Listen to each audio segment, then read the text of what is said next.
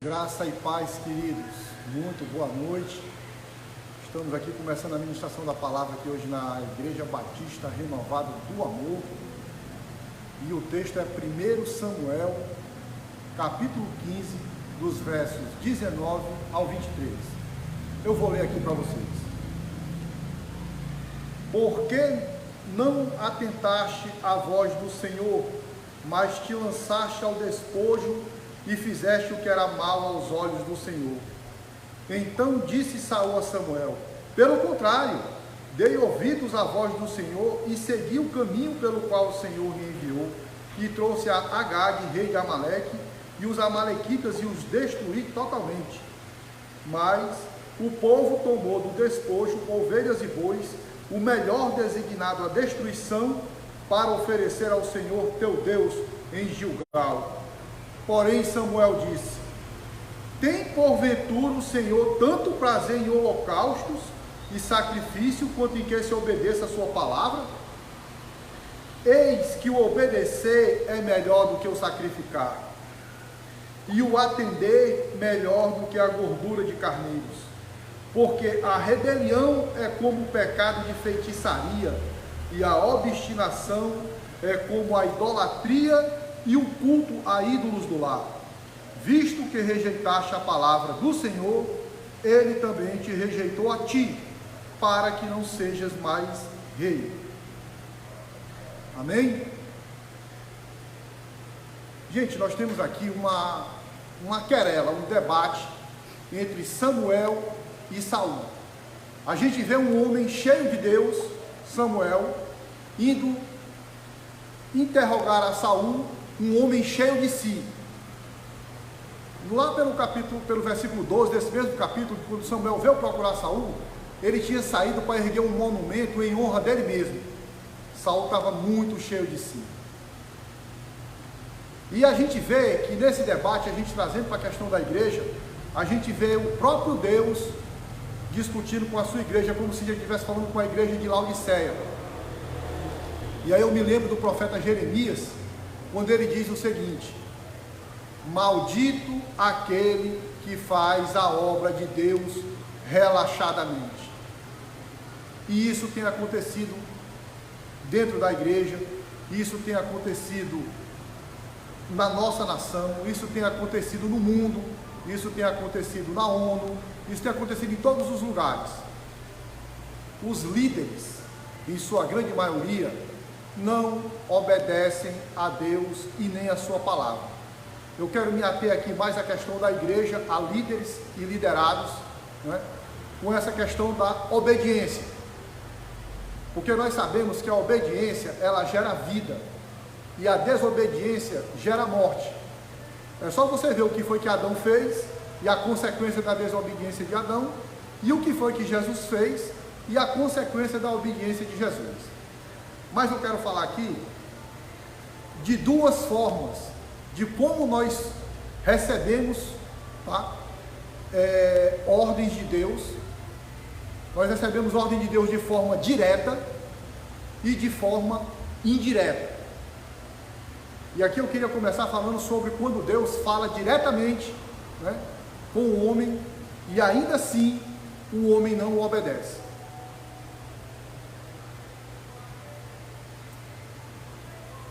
Primeiro exemplo, Adão. Deus falou para Adão: tu não comerás do fruto da árvore do bem e do mal. Gente, ele não recebeu o recado de ninguém, o próprio Deus falou com ele. E no entanto, ele desobedeceu a Deus. E eu acho engraçado que os desobedientes, eles tentam se justificar. Aí ele vai botar a culpa na mulher, a mulher bota a culpa na serpente, aí saem colocando a culpa no outro, e ninguém se assume. E esse pecado custou a Adão ser expulso do paraíso. Ele conseguiu pecar no paraíso. E é um absurdo que um cara que estava no paraíso, só ele e a mulher dele, nem sogra ele tinha, mas ainda assim ele conseguiu pecar e desobedecer uma ordem direta de Deus. Depois nós vamos ver Moisés, homem de Deus, um homem de Deus, um profeta de Deus. Deus falou para ele tocar numa rocha. O que foi que Moisés fez? Ele bateu na rocha, e aquela rocha era o próprio Cristo. Por conta disso, Moisés não conseguiu entrar na terra prometida, porque em um dado momento da sua vida, um líder que nem Moisés agiu motivado pela emoção. É fácil a gente entender Moisés hoje. Ele simplesmente era um homem que estava cansado, estava fadigado, ele carregava um povo de coração duro, a turma estava enchendo o saco dele, ele estava muito perturbado, mas Deus mandou ele tocar numa rocha. Deus não mandou ele bater numa rocha com aquela raiva toda. E por mais que ele pedisse a Deus, por mais que ele intercedesse para entrar na terra prometida, Deus não lhe permitiu. Temos um outro exemplo de um homem com quem Deus falou diretamente, Salomão. Deus apareceu para Salomão em sonhos, prometeu coisas a ele, falou muito com ele, e dentre as coisas que Deus falou com Salomão, ele disse: se tu continuares nos caminhos do teu pai Davi, Deus condicionou, diz que se ele permanecesse em obediência aos decretos de Deus, ele teria sempre um ente seu no reino. E nós sabemos o que foi que Salomão fez no final da sua vida. Ele pecou, deixou que as mulheres que ele tinha, que eram várias, o seduzissem. Ele começou a construir templos para os Baales. E sabe o que foi que aconteceu? Jesus não está na genealogia de Salomão, está do irmão dele, Natã. Ou seja, ele perdeu. Em Jeconias acabou a descendência de Salomão a nível de promessa de Deus. E sabe por que isso? Porque ele desobedeceu. E aí nós temos um exemplo muito bom, Paulo. Paulo foi um homem que Deus falou com ele diretamente, só que Paulo obedeceu. Eu não consigo imaginar, e talvez você que está aí do outro lado, quando se levantará um homem que vai ter um ministério tão grande quanto o de Paulo na face da terra. Paulo era um homem totalmente rendido a Deus.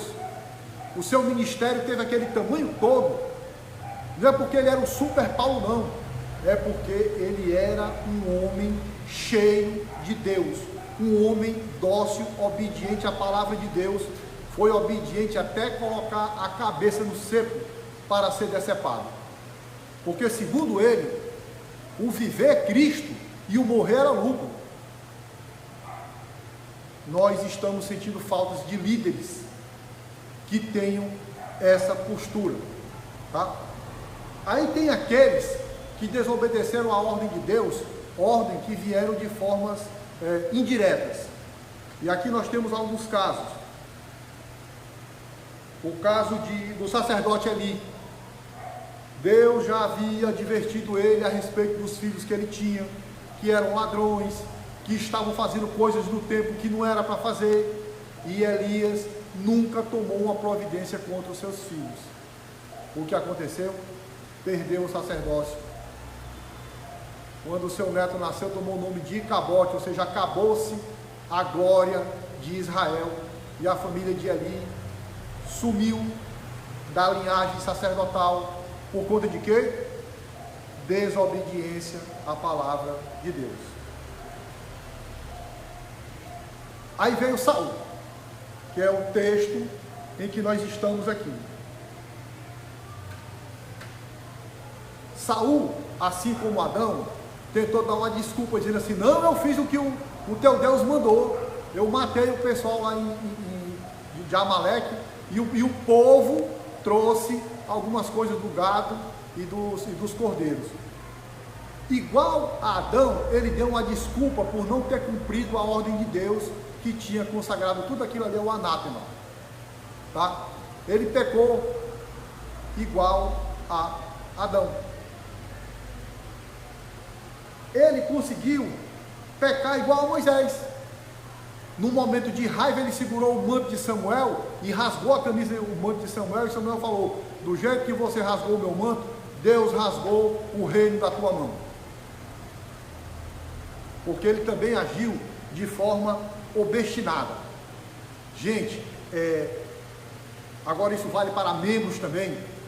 o pecado de rebeldia, quando você se rebela contra Deus, contra a ordem de Deus, seja ela vinda diretamente de Deus, ou de um homem de Deus, ou de uma mulher de Deus, que falou para você, você está cometendo pecado de feitiçaria. É a mesma coisa que você está fazendo um ebó, é a mesma coisa que você está fazendo um feitiço. Isso é uma coisa realmente muito grave. E Samuel fala para Saul: olha, não tem Deus mais prazer em que se obedeça a sua palavra do que em negócio em holocausto. Tem muita gente que pensa que pode comprar Deus. Deixa eu te falar aqui uma coisa: sacrifício e oferta não compra Deus. Deus não aceita suborno. Deus não aceita propina. Deus não aceita presentinhos. É bom a gente entender que a obra de Deus ela é feita segundo a vontade de Deus, não é segundo a minha vontade nem a sua vontade. É bom que a gente entenda que Deus, quando a coisa tem que ser feita do jeito que Ele quer que faça. Quando você começa a fazer a obra de Deus do jeito que você quer fazer, você está fazendo a obra de Deus sem Deus. E quando você faz a obra de Deus sem Deus, quando Ele não está lá, a obra não é dele, a obra é sua. E essa vaidade de Saul, ela está dentro da igreja, ela está dentro de muitos líderes, ela está dentro de muita gente que não consegue ser submisso, que não consegue aceitar a vontade de Deus para a sua vida, que não consegue aceitar aqueles que foram constituídos por Deus, uma liderança sobre você de forma espiritual e você não aceita, entendeu? E aí você está nesse pecado. E Saul, ele ainda vai dizer depois que ele teve medo do povo, por isso que ele deixou o pessoal fazer aquilo.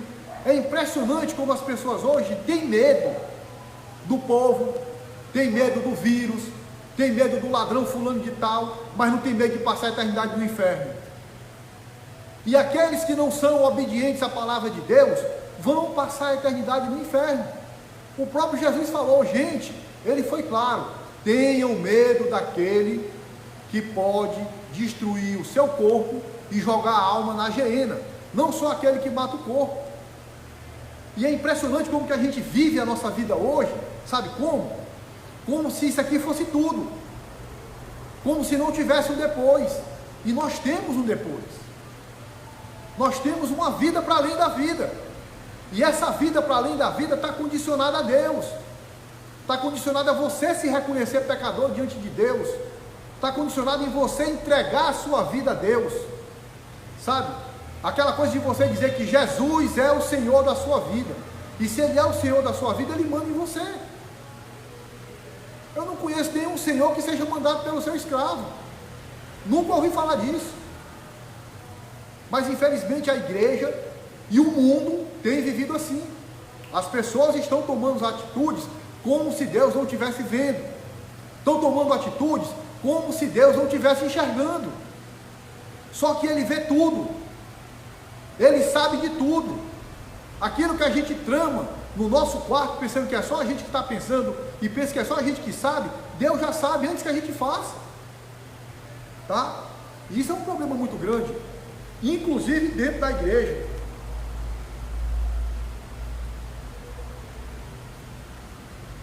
E a ordem de Deus era simples, era só consagrar tudo ao anátema, ou seja, tudo era consagrado a Deus, era para ser destruído.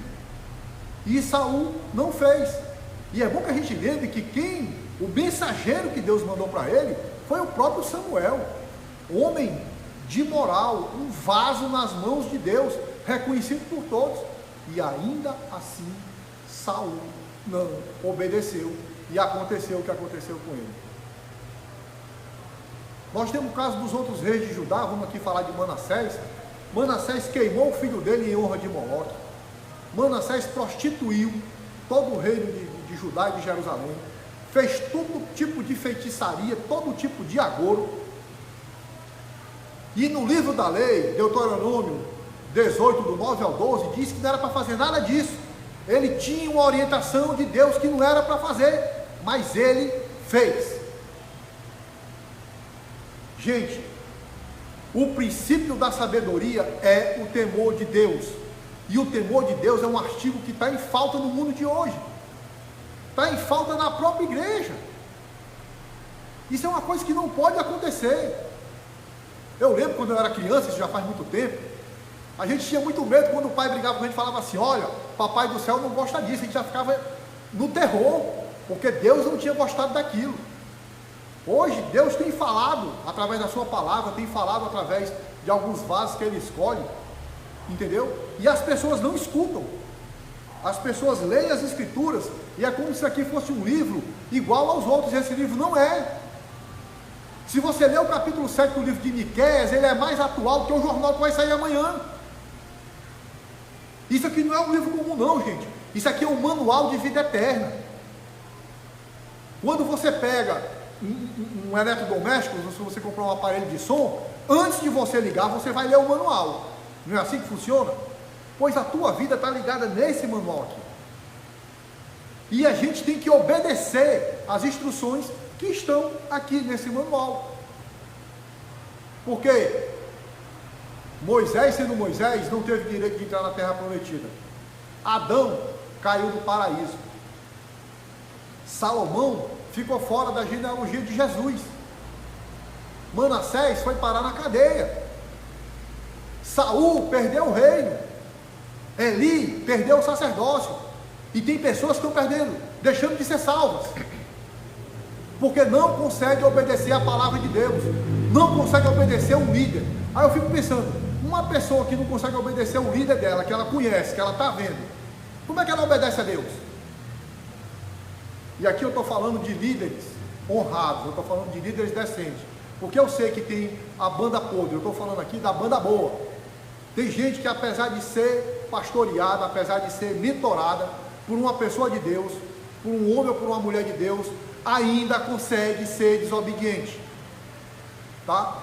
Não é por causa do líder não, é porque você não se encontrou ainda.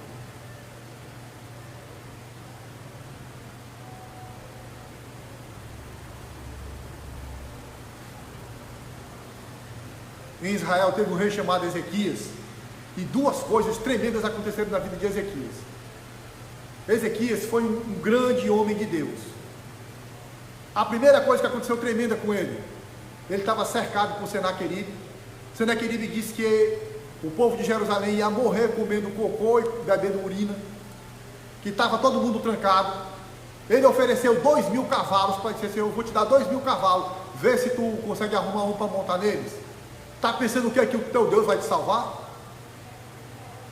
Ezequias orou a Deus. Sabe o que Deus fez? Mandou um anjo e matou 185.000 assírios numa noite, na mesma noite. Ezequias, o profeta Isaías foi avisar para ele que ele arrumasse as coisas dele, que ele ia morrer. A Bíblia diz que ele virou o rosto para a parede e orou a Deus, e Deus deu mais 15 anos de vida para ele. E aí você cai no livro de Malaquias. Há uma diferença entre quem serve e quem não serve a Deus. Se você for procurar pessoas que servem a Deus, vocês vão encontrar muitos testemunhos de muitos estreitos que essas pessoas passaram, mas que Deus veio em seu socorro. Sabe onde é que está a diferença? Está na obediência, meu filho. Tá? A obediência faz toda a diferença entre a vida e a morte. Aí você fala: porque eu sou assim, eu sou assado. Deixa eu te contar aqui uma coisa. Em Hebreus 5:8 diz que Jesus, mesmo sendo Deus, teve que aprender a obediência. Nem Jesus escapou disso. Vá ver lá, Hebreus 5:8. Em Filipenses 2, versículo 8, fala que ele foi obediente até a morte, e a morte de cruz. Se Jesus foi tão obediente assim, por que eu tenho que ser o rebelde? Por que eu tenho que ser aquele que não obedece? Por que eu tenho que dar uma de bichão? Se o próprio Jesus nunca fez isso? Qual é o meu exemplo? Os meus olhos têm que estar focados em quem? Não é em Jesus? E o exemplo que ele deu não foi de obediência? Ele chegou a orar dizendo assim: Pai, se tu queres, afasta de mim esse cálice, mas se não, que seja feita a tua vontade. Sabe qual é o problema da igreja hoje? De grande parte dela, é que a oração mudou. É tipo assim: Pai, seja feita a minha vontade. A oração de Jesus não foi essa, foi: seja feita a tua vontade. Eu vejo aqueles 3 rapazes, Ananias, Azarias e Misael, quando Nabucodonosor jogou eles lá na cova dos leões, na fornalha, né? Foram colocados na fornalha, e o Azarias disse: Rei, nós não vamos obedecer o teu decreto. Se Deus vai ou não vai salvar a gente, não tem problema, a gente morre, mas nós não vamos desobedecer o nosso Deus. Você já pensou nisso na sua vida? Você está fazendo assim? Antes de você tomar uma atitude que ofende o coração de Deus, você pensa nisso? Eu não posso fazer uma coisa para ofender o coração do meu Deus? Lembra do José correndo com medo lá da mulher de Potifar? Ele disse que não ia fazer aquilo porque ele não queria ofender a Deus. Talvez a mulher do Potifar fosse uma mulher daquela cheirosa, ele era um escravo. Talvez aquilo ali fosse, sei lá, era como se um Zé Mané que nem eu tivesse a oportunidade de estar com uma mulher, tipo uma atriz daquelas de Hollywood, coisa que você nunca nem pensou. Mas para não ofender ao meu Deus, eu não vou fazer. Isso chama-se obediência. E ela está aqui nas Escrituras.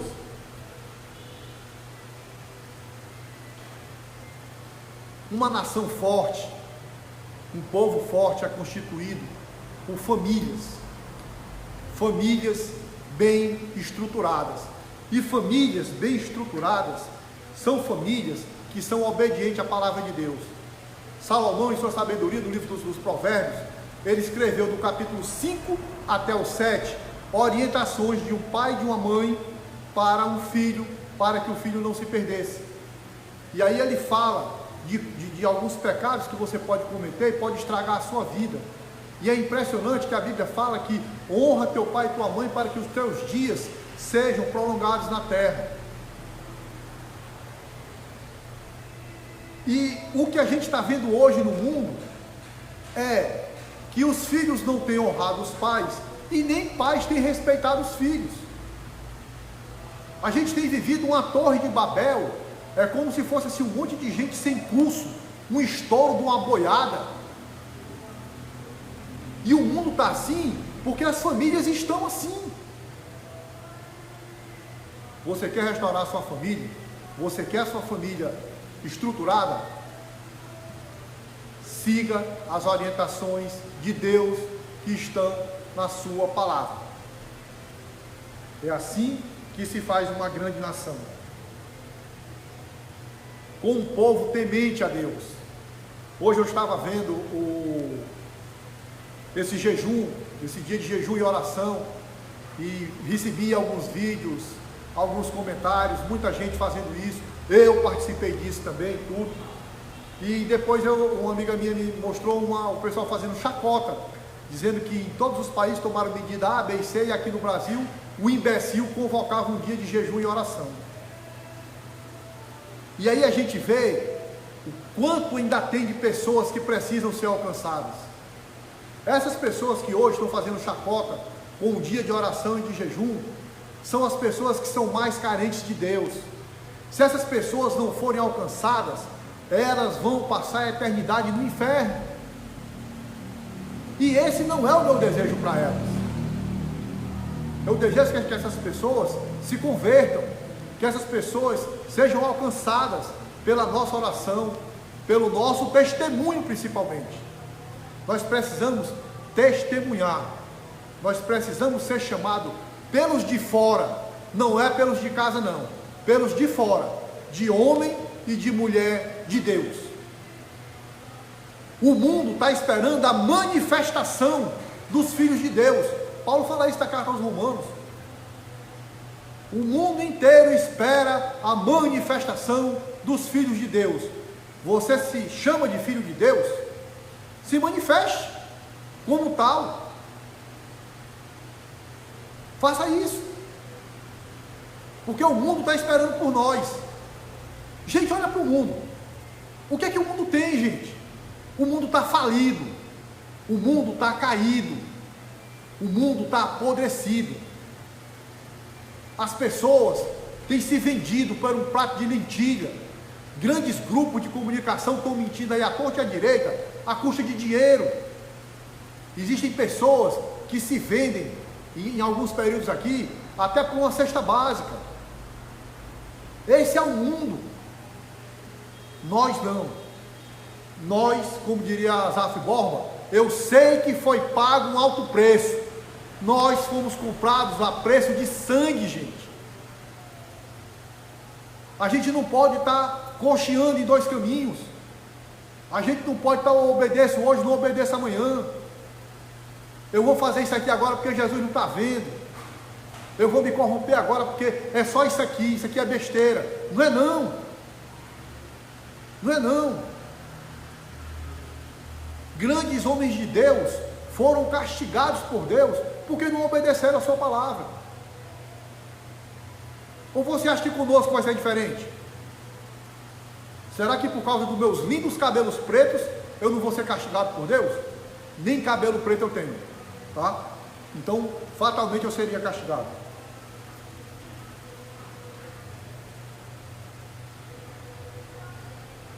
Lembre-se de uma coisa: existem homens e mulheres honradas que foram colocados sobre mim e sobre você como líderes. Eu sei que eles são poucos, eu sei que eles são um oásis no meio do deserto, mas aprenda a ser obediente àqueles que Deus constituiu sobre você. Toda autoridade é constituída por Deus, tá? Até as más. Imagine as boas. Lá em Provérbios tem no livro de Provérbios, Salomão diz o seguinte: como o ribeiro de águas, assim é o coração do rei na mão de Yahvé. Este, segundo o seu querer, o inclina. Entenda, só Deus é todo poderoso. Nós passamos aqui o carnaval todo ouvindo sobre isso. No Alegrai-vos. O Deus todo poderoso. Só Ele é poderoso. Só Ele pode fazer coisas acontecer. Só Ele pode mudar o rumo das coisas.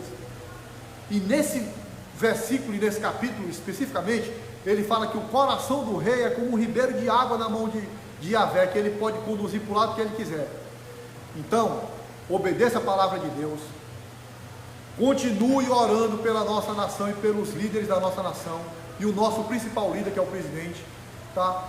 Que o coração do presidente é um ribeiro de água nas mãos de Deus, e ele pode conduzi-lo para onde ele quiser. Mas ele pode fazer isso com os outros também, até com aqueles que estão tentando fazer mal à igreja de Deus. Hoje eu estou aqui nesse local, só eu e o João Paulo, né? Hoje era um dia que isso aqui era para estar lotado, tá? Era para estar cheio de gente, e não está. E esse é um efeito colateral. Mas Deus, Ele é mestre em transformar coisas ruins em coisas boas. Eu estou muito feliz pelo tanto de culto doméstico que se espalhou no mundo todo, no nosso país, na nossa cidade, e em todos os locais os cultos domésticos estão acontecendo. E isso é maravilhoso, porque se o intento era a igreja não estar orando, nós continuamos do mesmo jeito. Enquanto eu estou aqui falando aqui para vocês aqui, já fui informado que tem gente lá em Brasília assistindo a gente, tem gente aqui no Montese, tem gente em Salvador ouvindo a gente. Não a mim, ouvindo a palavra de Deus, o Deus que pode salvá-los. Tudo o que nós estamos passando, gente, é circunstancial. A última palavra vem de quem? De Deus. Deus é quem dá a última palavra. Não tenha medo, não te assuste, não te assombre. Não é nenhum político, não é o exército do PCC chinês, sabe? Não é a Coreia do Norte, não é ninguém que vai definir como é que vai ser o nosso amanhã e nem o nosso hoje. A nossa vida está escondida em Jesus Cristo. A nossa vida está em Deus. E eu espero que essa palavra te encoraje a obedecer a Deus de forma mais plena. Se você está obedecendo, continue. Se você não vinha obedecendo, comece a fazer. Se você ainda não é um homem ou uma mulher de Deus, entregue as suas vidas na mão de Deus, porque você pode ter certeza, ninguém pode mudar nenhuma circunstância na tua vida, a não ser o nosso Deus.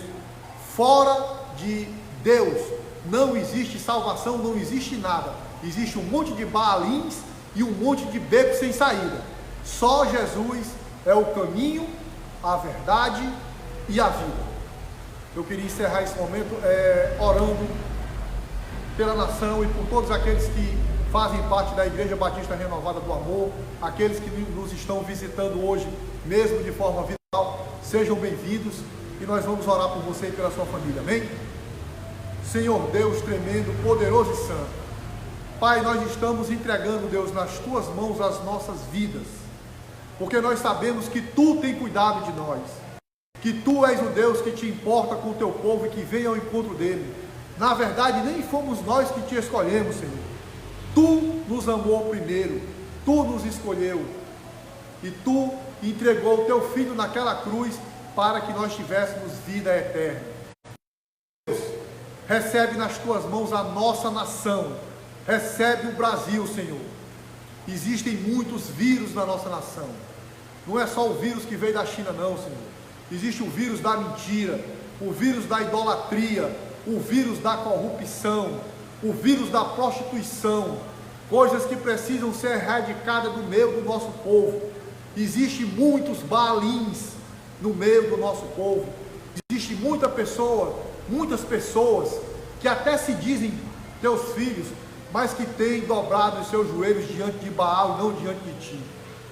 Deus, faz um mover tremendo na nossa nação, faz um mover tremendo, Senhor, no coração das pessoas.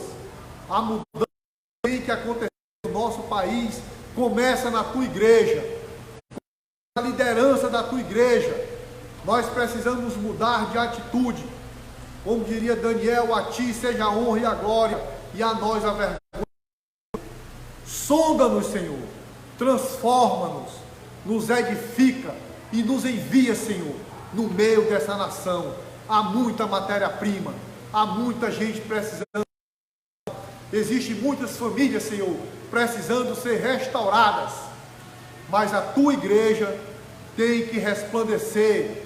A Tua igreja tem que ter um testemunho tremendo, Senhor, que talvez a gente não precise nem de palavras, mas que o nosso testemunho venha, Senhor, a impactar vidas nessa nação, e o nosso Brasil tenha um novo horizonte, um horizonte diferente, e a gente possa, Senhor, em nome de Jesus, resplandecer a glória da Tua face em toda essa nação.